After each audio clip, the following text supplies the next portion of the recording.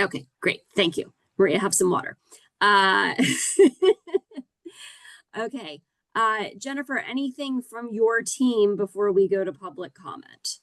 No, just that I appreciate the comments, Johanna, about trying to look at the underlying zoning and work with Maria. It is, as we've seen just now, it is so extremely detailed.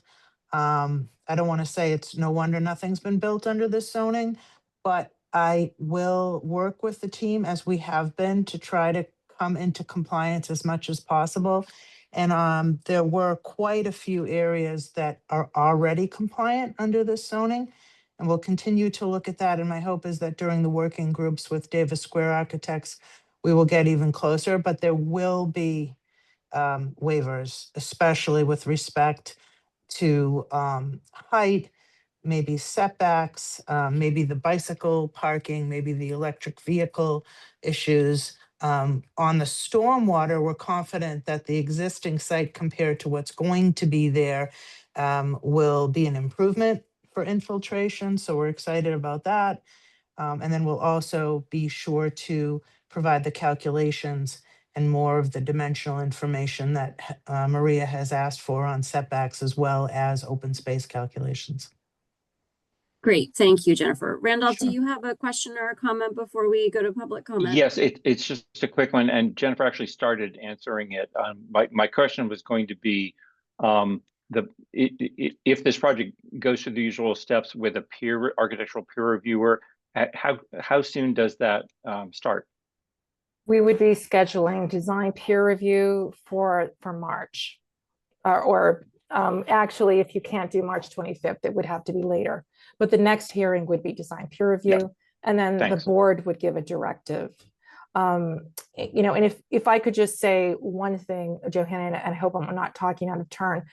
There are comments that the existing zoning is not feasible, and I'm not going to, discuss that now, but I will be entering testimony regarding the due diligence that we all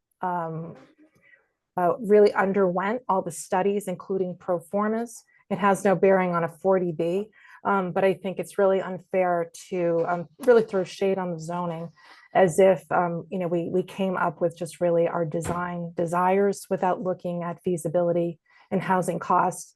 There was a project permitted at 264, and there were only 3 hearings versus what we might have here, 9 or 10. Yeah, so 264 it's like comparing apples and oranges. That was my case. It's a daycare and it hasn't been built. So just reminding we can certainly speak to that. I'll be entering some testimony for the record. Well, I don't think it's appropriate to enter testimony about the underlying zoning and the diligence and the pro formas. It has absolutely nothing to do with this 40B. So I think that's inappropriate. You're the one bringing it up. Then don't bring up the underlying zoning feasibility. Well, my point was that we're going to need waivers. That's all.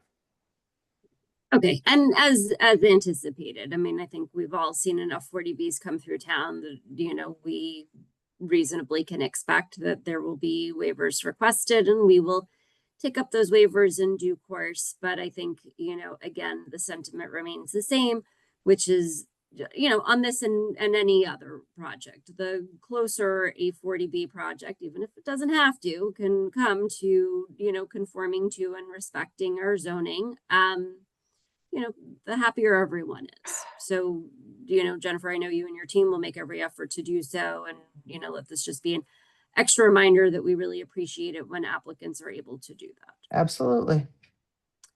Okay.